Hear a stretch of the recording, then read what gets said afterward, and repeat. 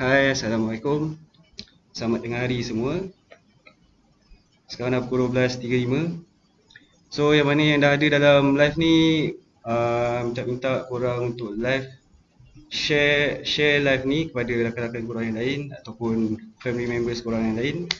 Okay? Kasih view kita makin ramai sikit. So, hari ni saya nak borak berkenaan dengan tajuk yang orang kata unik juga. Okay? So, korang kena stay tune lah kat dalam ni. Okay? Okay, kita sembang-sembang dulu. Encik Adlin Fadina, Waalaikumsalam. Hai Nabil. Alright. Encik Badrul Amin. Encik Nabil nampak sihat ni? Masya Allah, terima kasih. Encik Badrul pun handsome. Okay. So, saya doakan semua yang ada dalam live ni sihat, walafiat. Okay. Semoga semuanya berada dalam lindungan Allah. Okay, semalam korang tengok tak Piala Malaysia? Kuala Lumpur lawan JT. So saya nak tanya, berapa skor untuk semalam? Cuba komen sikit kat bawah. Dah tengok, ramai tak yang tengok bola malam tadi, semalam? Komen sikit guys, kita borak-borak dulu sementara tunggu viewer yang lain. Encik Ashriful, tengok tapi sekejap je. Alright, tak apa, janji tengok. Janji kita tahu perkembangan dekat Malaysia ni. Alright, Encik Azri Natasha 2-0. Admin Farina 2-0 betul. Semalam Johor ke Kuala Lumpur yang menang? 2-0 tu siapa? Cuba komen kat bawah. Johor Kuala Lumpur. Kenapa JET tak menang? So far saya rasa JET control game semalam, tapi tu lah, bila dah kena counter attack, dia orang kalah counter attack tu, KL dah gol 2-0. Alright. Encik Ismail Danish, Johor. Bukan Johor. Bukan Johor. Salah tu.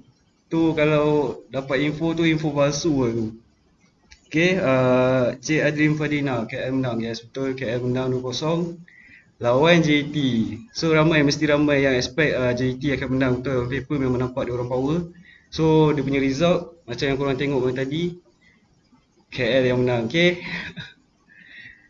Ada ke fans-fans JT kat sini? Encik Badrul Amin, Encik Nabil sokong mana?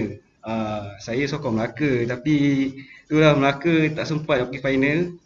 Diorang sempat pergi semi final, kalah dengan Kuala Lumpur penalti. Tak apa, yang penting Melaka dah sampai ke semi final tu pun kira bagus jugalah. Alright.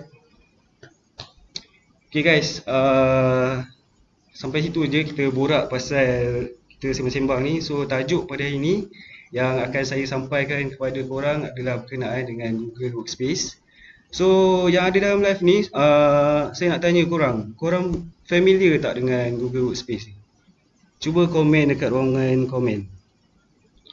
Kalau korang pernah guna Google Workspace ni, cuba komen. Saya nak tengok berapa ramai yang pernah guna Google Workspace ni lah. Okay. So Google Workspace ni sebelum ni dikenali sebagai G Suite. Kalau korang pernah guna G Suite sebelum ni, Google Workspace ni adalah nama baru untuk G Suite ni lah. Okay. Ianya adalah penyimpanan data secara atas talian, ataupun kalau korang nak buat kerja-kerja office ke, semuanya menggunakan Google Workspace ni lah. Alright. So ianya dibangunkan dan juga dipasarkan oleh syarikat Google. So saya rasa memang Google ni semua orang familiar, betul tak? Alright. Saya baca komen kejap. Encik Badrul Amin, pernah dengar je. Okay. Kalau pernah dengar, so saya harap apa yang saya nak terangkan kepada anda semua kat dalam ni, insyaAllah korang boleh gunakan lah. Okay, Google Workspace ni. Cik Farah Syuhada, pernah guna Time Box Assignment? Right. Memang semua orang pernah guna lah. Kalau biasanya Google Workspace ni ada untuk education version, ataupun untuk yang dah bekerja pun ada version untuk yang bekerja, untuk business. Alright. Encik Aizat Ali, Google Workspace ni macam mana ya? So korang kena tunggu, saya nak terangkan berkenaan dengan Google Workspace ni. Alright.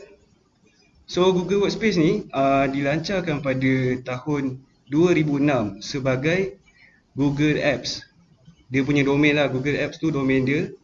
Alright, terdiri daripada untuk Google Workspace ni terdiri daripada Gmail, Calendar, Google Meet. Kalau korang pernah guna Google Meet, dia pun ada dalam Google Workspace ni juga. Seterusnya kita ada chat, dan juga kita ada communication lah.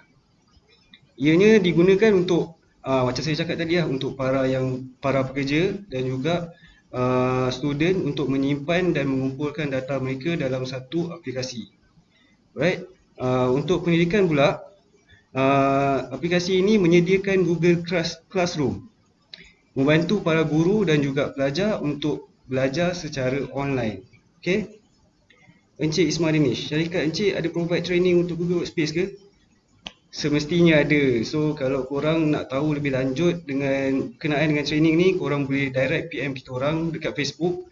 Kalau nak tahu, boleh terus PM. Alright. So korang dah tahu apa maksud dia. So saya akan go kepada aplikasi yang terdapat pada Google Workspace ni lah. Yang pertama sekali yang memang famous, semua orang tahu berkenaan dengan apps Gmail. Gmail adalah perkhidmatan email berasaskan web.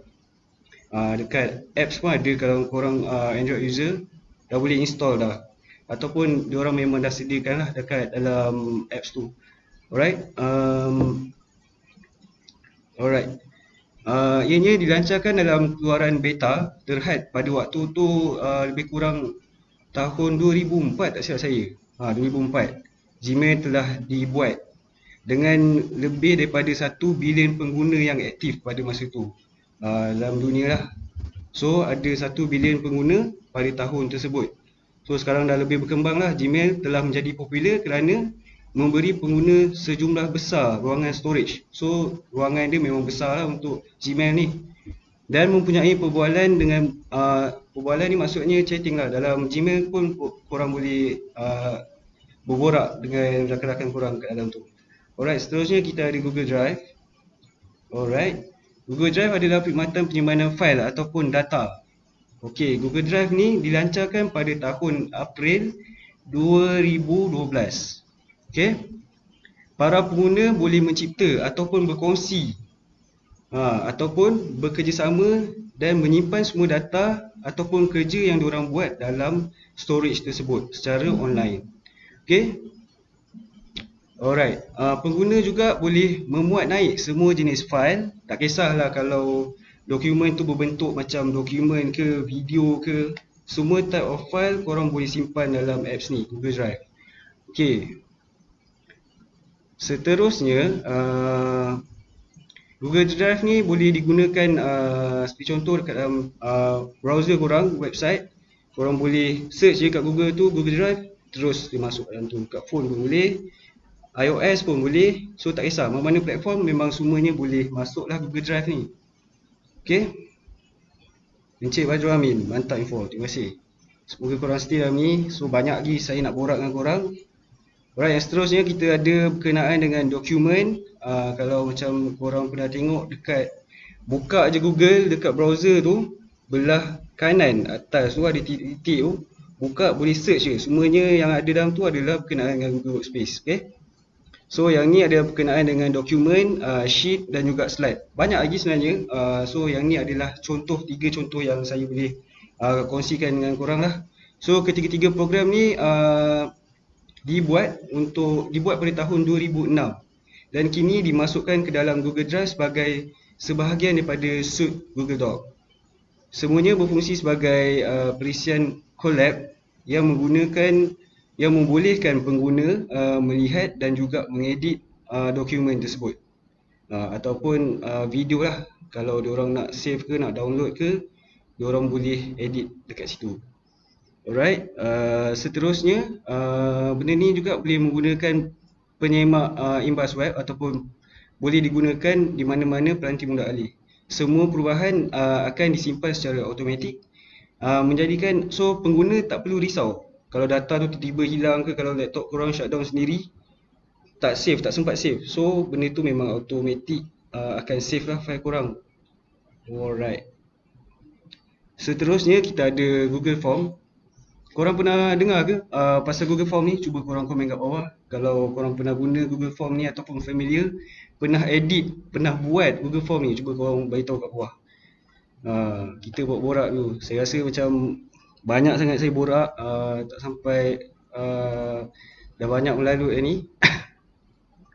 Okay, Google Form ni adalah aplikasi bertujuan untuk format borang apa yang korang nak buat. Contohnya kalau korang nak buat borang kaji selidik, inilah platform dia, inilah tempat dia. Okay, so dekat sini korang boleh edit lah, bentuk dokumen ke, bentuk sheet ke, bentuk slide. Okay, so kalau korang nak buat quiz ke, korang nak buat survey pertanyaan, semuanya melalui Google Form ni lah. Alright, saya baca komen sekejap. Encik Ashriful, pernah, saya selalu buat survey guna Google Form ni. Okay, mantap. Cik Adrin Farina, biasa untuk assignment yang memerlukan data daripada orang ramai. Ya, betul. So kalau korang nak buat survey, memang inilah platform dia. Kalau nak buat survey macam contoh dulu dekat time saya ambil degree, saya guna platform ni untuk membuat quick survey lah untuk assignment saya. Alright, so itu untuk aplikasi. Saya go terus berkenaan dengan fungsi dan juga kelebihan Google Workspace ni lah. So dekat sini saya boleh, banyak sebenarnya fungsi dia. So saya keluarkan 3 poin yang penting lah. So yang first, fungsi ataupun kelebihan dia, dia menggunakan Gmail, domain Gmail melalui email tu melalui Gmail. Yang seterusnya kita ada simpan ataupun kongsi file. Macam saya cakap tadi, dia boleh simpan ataupun korang nak collab dengan kawan korang untuk buat kerja. So semuanya boleh dilakukan dekat dalam Google Workspace ni. Yang seterusnya kita ada bekerjasama pada waktu yang sama secara atas talian. Macam saya cakap juga tadi, kalau nak collab, boleh je terus collab kat dalam ni. Alright, so seterusnya saya baca komen sekejap. Alright. Encik Ismail Danish, saya suka penyampaian Encik. Terima kasih. Saya bukanlah power sangat, tapi saya cubalah membagi yang terbaik, orang kata kan. Okay, Encik Muhammad Daniel, thumbs up, thank you. Alright, Encik Farah Syuhada buat questionnaire pun pakai Google Form, betul? So kalau korang nak buat pertanyaan ke apa-apa, boleh gunalah Google Form ni. Okay, untuk yang tak tahulah. So yang tak tahu, so sekarang korang dah tahu, korang boleh buat lepas ni. Alright, Encik Aizat Ali, info yang sangat jelas, baru faham. Thank you. Encik Ismail Danish, penyampaian Encik sangat jelas. Thank you. Alright. Encik Aizat Ali, selama ni saya guna je, tak tahu pula yang saya guna tu Google Workspace. Oh, sekarang anda semua dah tahu kan. Okay, G Suite, sebelum ni diorang gunakan nama G Suite. Alright, saya rasa itu saja daripada saya. So korang ada pertanyaan tak berkaitan dengan Google Workspace ni?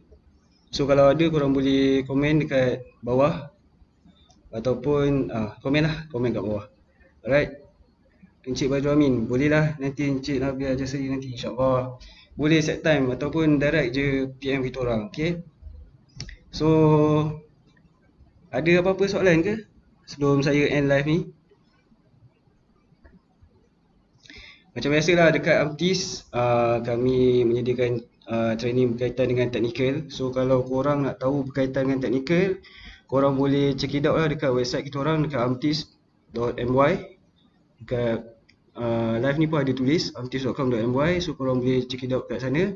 Ataupun nak tahu lebih pasal Google Workspace ni, korang boleh PM kita orang. Kita orang ada provide training berkaitan benda ni lah. Okay, so